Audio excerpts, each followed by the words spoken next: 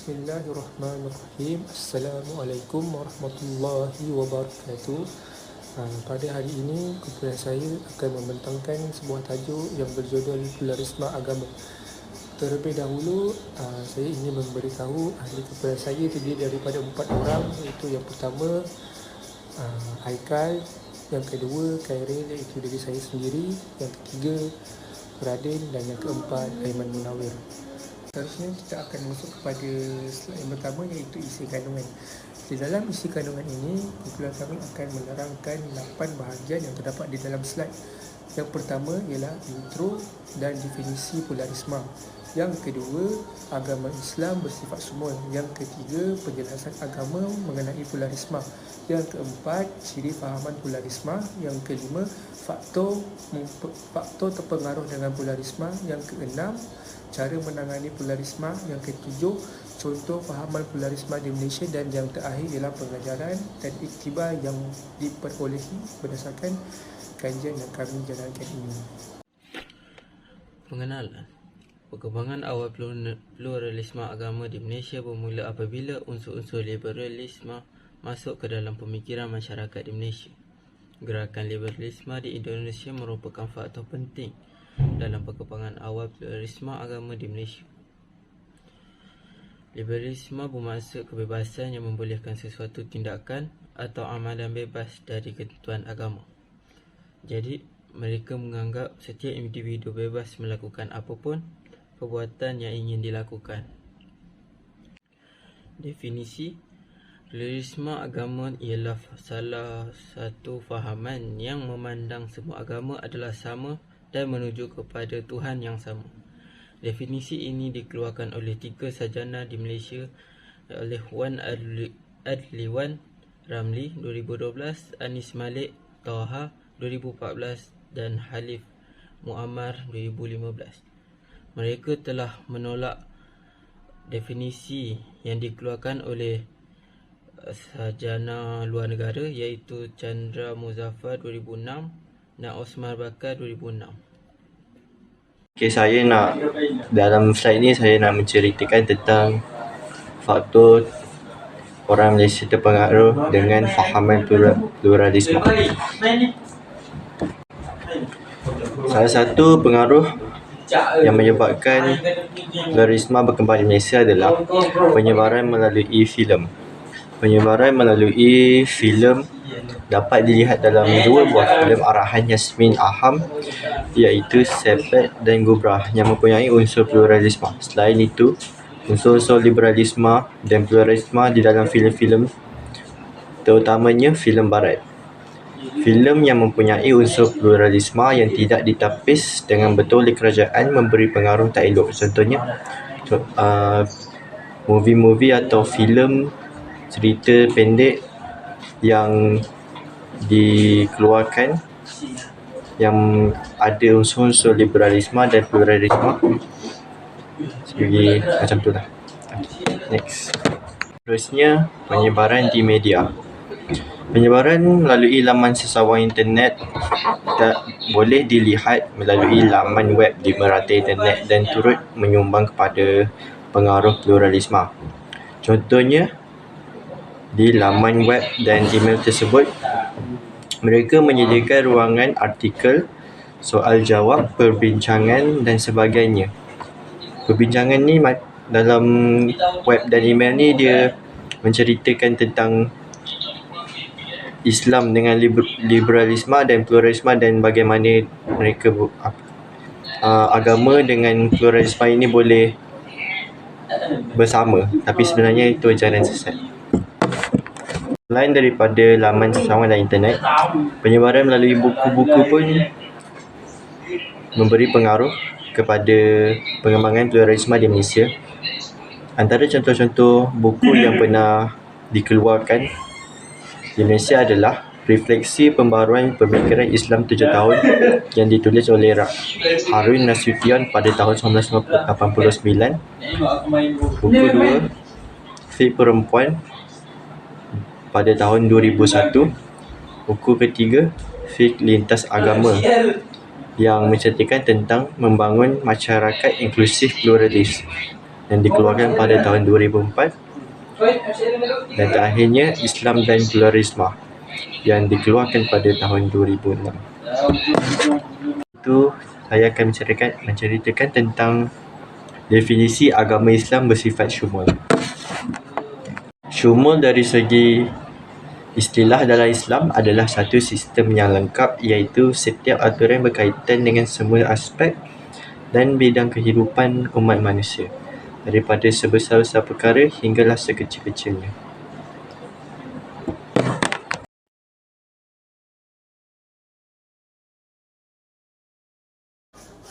Okey, terima kasih Saudara Darwin atas penjelasan yang beliau terangkan sebentar tadi. Okey, seterusnya kita akan masuk kepada penjelasan agama mengenai pluralisme. Di dalam slide ini kita dapat lihat terdapat 3 penjelasan agama mengenai pluralisme. Yang pertama ialah bahasa Inggeris, yang kedua bahasa Greek dan yang ketiga ialah istilah. Okey, yang pertama ialah bahasa Inggeris. Menurut bahasa Inggeris, pluralisme berasal dari istilah bahasa Inggeris iaitu plural yang merujuk kepada kewujudan lebih dari satu entiti. Yang kedua ialah bahasa Greek. Dalam konteks falsafah klasik Greek lawan bagi pluralisme ialah monisme, dan kedua-dua istilah ini merujuk kepada falsafah metafizik, perdebatan antara dua aliran pemikiran tentang usul kewujudan alam. Okey, dan yang ketiga ialah istilah. Secara umumnya falsafah ini merujuk kepada kewujudan pelbagai jenis agama dan dakwaan terhadap kebenaran yang diajukan oleh setiap agama. Okey, seterusnya ialah pluralisme agama juga menimbulkan fenomena baru dalam pemikiran Islam. Ia mencetuskan pelbagai kontroversi dalam dunia Islam. Seterusnya, menerusi ayat Al-Quran juga telah nyata bahawa agama Islam sudah lengkap dan adalah satu-satu agama yang benar. Seterusnya ialah hanya Allah SWT yang berhak disembah, maka tiada istilah pluralisme yang harus dibangkitkan. Menerusi firman Allah SWT dalam ayat Al-Quran surah Al-Ma'idah ayat ketiga yang bermaksud, pada hari ini aku telah sempurnakan bagi kamu agama kamu, dan aku telah cukupkan nikmatku kepada kamu, dan aku telah redakan Islam itu menjadi agama untuk kamu.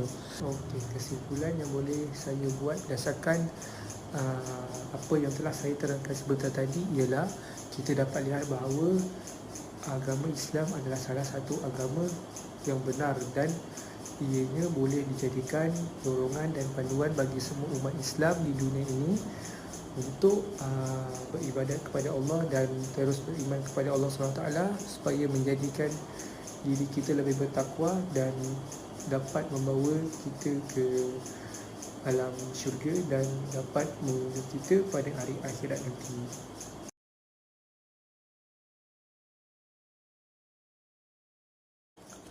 Okey, seterusnya kita akan masuk kepada ciri-ciri fahaman pluralisme.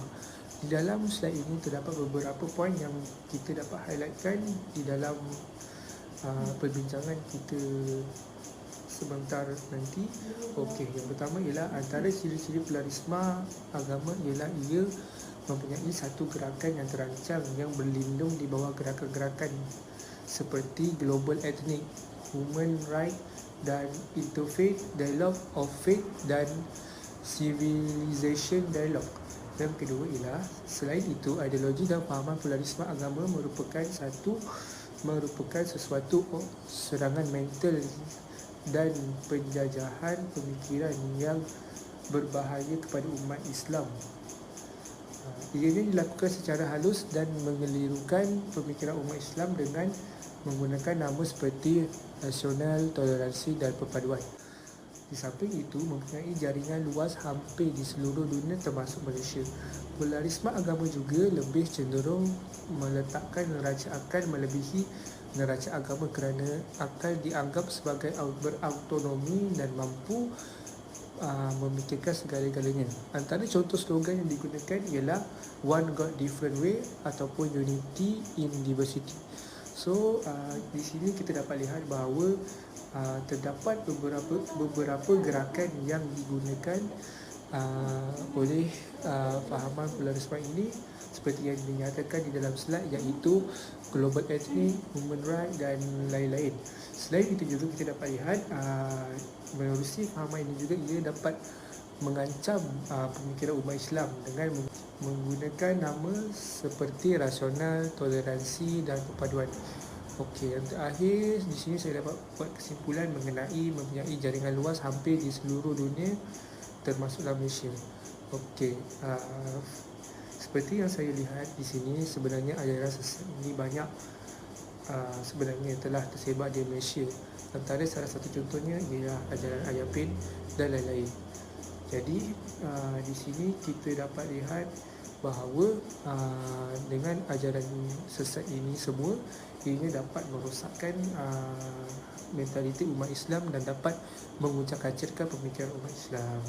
So sampai di sini saja pembentangan saya bagi topik yang telah saya jelaskan. Saya serahkan pembentangan ini kepada saudara Aiman Munawar untuk meneruskannya. Sekian, terima kasih. Seterusnya kita beralih kepada cara mencegah atau cara mengenangani pluralism. Mencegah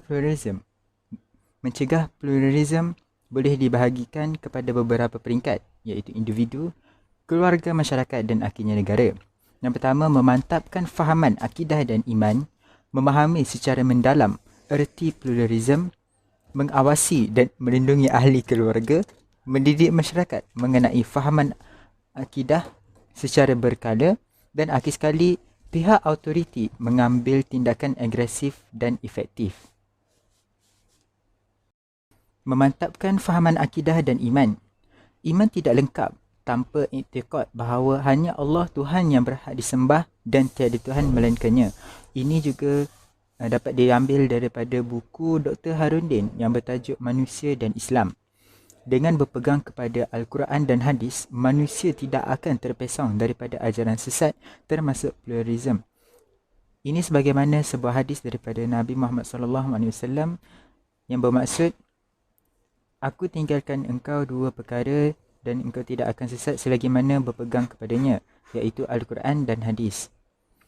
Seterusnya, memantapkan keyakinan dengan fahaman sunni, iaitu Ahli Sunnah wal Jamaah. Dan terakhir, tidak mudah tertipu dan dipengaruhi apa sahaja arahan sesat dan agama lain, termasuklah pluralism. Sebuah potongan daripada ayat Al-Quran, surah Al-Baqarah ayat 255. A'udzubillahi minasyaitonirrajim. Allahu la ilaha illa huwal hayyul qayyum. Maksudnya, Allah tiada Tuhan yang berhak disembah melainkan Dia yang tetap hidup, yang kekal selama-lamanya, mentadbirkan sekalian makhluknya. Dengan memahami, menghayati dan mengingati ayat ini sahaja dapat melindung kita daripada ajaran pluralism dan ajaran-ajaran sesat yang lain. Yang kedua, memahami secara mendalam erti pluralism supaya setiap individu dapat mengenal pasti apa itu pluralism. Individu yang mempunyai kefahaman yang mengenainya pasti dapat menjauhkan diri daripada fahaman tersebut kerana dia telah pun mengetahui bahawa fahaman itu adalah fahaman yang sesat dan salah. Yang terakhir, maka tidak mudah tertipu dan dihasut pembawa kesesatan. Kerana setiap individu yang sudah mengetahui dan memahami bahawa fahaman pluralism itu adalah sesat, mereka pastinya dapat menjauhkan diri dan dapat mengelakkan daripada mengikuti ajaran itu. Seterusnya, memasuki peringkat keluarga, iaitu mengawasi dan melindung ahli keluarga. Selain menjaga diri, kita bertanggungjawab untuk menjaga ahli keluarga. Mengawasi iman ahli keluarga sebahagian daripada tanggungjawab individu Muslim.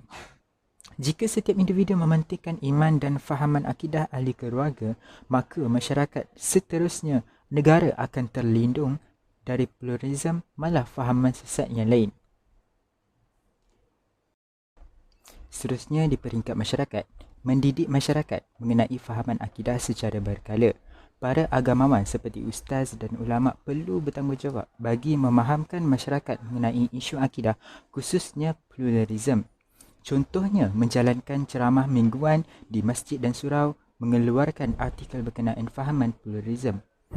Artikel bertajuk Toleransi dan Pluralisme menurut pengalaman masyarakat Bidayuh menceritakan masyarakat Bidayuh di Sarawak mengamalkan pluralisme kerana hampir tiada pendakwah memahamkan konsep tauhid yang sebenar. Ini sangat membimbangkan kerana bukan sahaja masyarakat Bidayuh di Sarawak, malah banyak lagi tempat yang tidak diketahui di Malaysia mengamalkan konsep tauhid yang salah. Contohnya, khususnya dalam tajuk ini, konsep pluralisme. Dan jika mereka tidak mendapat seruan dakwah, maka mereka akan terus menjalankan kehidupan mereka dengan fahaman pluralisme dan fahaman ajaran-ajaran sesat yang lain. Maka di sinilah dapat dilihat betapa pentingnya masyarakat menjalankan tanggungjawab untuk menyampaikan dakwah kepada mereka. Seterusnya, di peringkat negara, pihak autoriti perlu mengambil tindakan agresif dan efektif. Contohnya JAKIM, Jabatan Agama setiap negeri, dan Jabatan Menteri di Jabatan Perdana Menteri dan akhir sekali Jabatan Mufti. Mereka hendaklah memberikan nasihat dan pengawasan terhadap masyarakat menggunakan kuasa mereka. Mereka hendaklah cegah kemungkaran menggunakan kuasa mereka dengan memahamkan dan menanam fahaman agama selaras dengan ajaran Rasulullah seharusnya sejak di bangku sekolah rendah. Seperti mana kita dapat lihat di Malaysia ini, mereka telah berjaya untuk menanamkan konsep tauhid yang sebenar seawal kanak-kanak berumur 7 tahun, iaitu darjah 1, darjah 2 dan seterusnya. Di sini kita dapat lihat KPM, Kementerian Pendidikan Malaysia, menjalankan tanggungjawab mereka untuk menyampaikan konsep tauhid yang sebenar. Namun, masih adanya tercicir kerana mungkin belum cukup mantap dan agresif. Maka kerajaan hendaklah mencegah dan membetulkan masyarakat yang masih terpesong menggunakan kuasa mereka. Contohnya, fahaman pluralisme yang berlaku di Malaysia. Contoh fahaman pluralisme di Malaysia, yang pertama adalah terlalu banyak ajaran baharu di Malaysia. Yang kedua, kerajaan langit oleh Ayah Pin. Yang ketiga, liberalisme. Dan yang keempat, sambutan perayaan agama lain. Yang pertama, terlalu banyak ajaran baharu di Malaysia.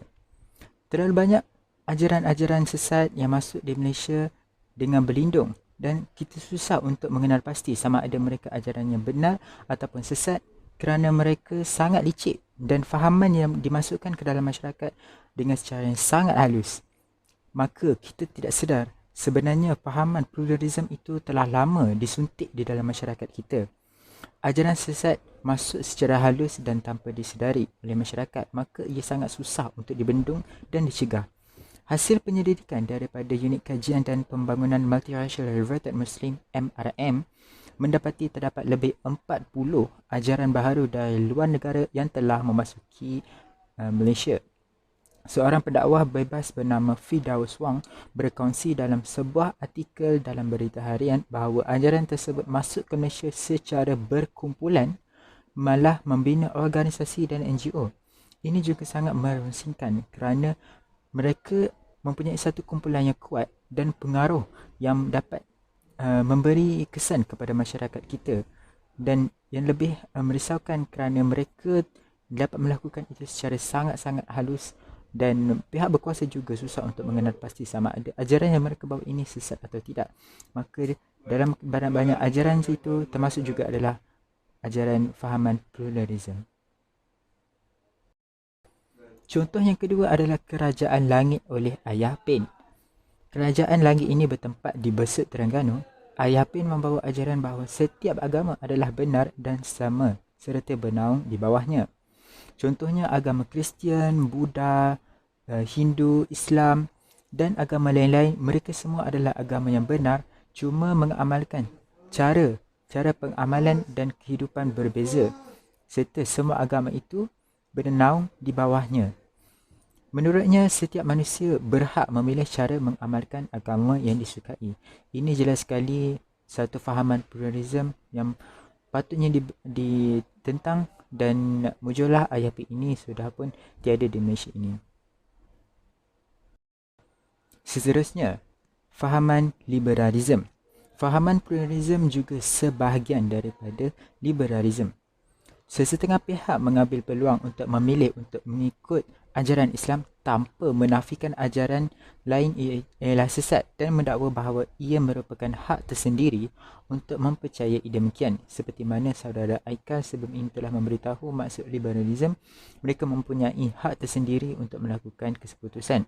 Dengan adanya fahaman liberalism ini, maka lebih luaslah tumpuan pluralism dapat disebarkan di negara berdaulat ini. Ini sangat membimbangkan kerana telah ramai masyarakat Malaysia membawa dan mengikuti fahaman liberalism ini, dan malang sekali mereka juga membawa fahaman pluralism. Akhir sekali, sambutan perayaan agama lain. Di Malaysia terdapat banyak kaum dan bangsa Melayu, Cina, India, Karazan Dusun, Bidayuh dan sebagainya. Maka kita terdapat banyak perayaan dan cara hidup masing-masing, namun telah dibataskan bagi umat Islam dalam sambutan perayaan agama lain. Umat Islam di Malaysia semakin menormalisasikan sambutan Christmas dengan ucapan Merry Christmas, malah difabali dan terorisme juga. Pada bulan Januari 2023 ini, kita dapat lihat ramai umat Islam yang pergi ke Batu Cave untuk merayakan sebuah perayaan agama Hindu. Dan ini sebenarnya adalah satu contoh pluralism yang berlaku di Malaysia. Ia mempunyai elemen pluralism walaupun mereka tidak mempercayai dalam iman mereka yang semua agama adalah sama, namun ini adalah unsur ataupun elemen yang ada dalam fahaman ajaran sesat ini. Ini bercanggah dengan syariat, malah tindakan ini sebahagian daripada pluralism tanpa disedari. Jika kita lihat, jika kita perhalusi perayaan kaum yang mengamalkan cara mereka tersendiri tidaklah haram di sisi Islam.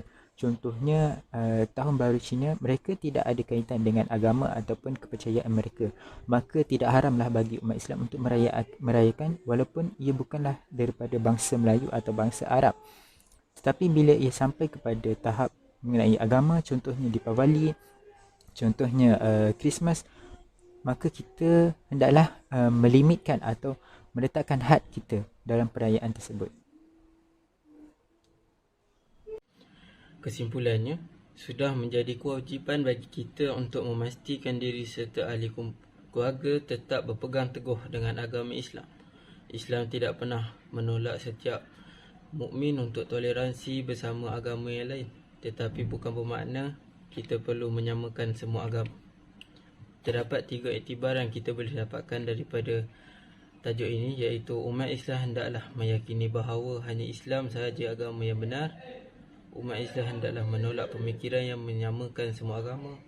Dan yang terakhir, umat Islam hendaklah berpegang teguh pada agama Islam dan mengamalkan segala ajarannya. Allah sudah berfirman di dalam surah Al-Baqarah ayat 208, iaitu Ya ayyuhallazina amanu udkhulu fil salmi kafah وَلَا تَتَّبِعُوا خُطُوَّاتِ الشَّيْطَانِ إِنَّهُ لَكُمْ عَدُوٌّ مُبِينٌ. Wahai orang-orang yang beriman, masuklah ke dalam Islam secara keseluruhan dan janganlah kamu ikuti langkah-langkah syaitan, sungguh ia musuh yang nyata. Di sini terkumpulnya rujukan yang kami layari untuk membentukkan satu pembentangan ini. Sekian, wabillahi taufiq wal hidayah. Wassalamualaikum warahmatullahi wabarakatuh.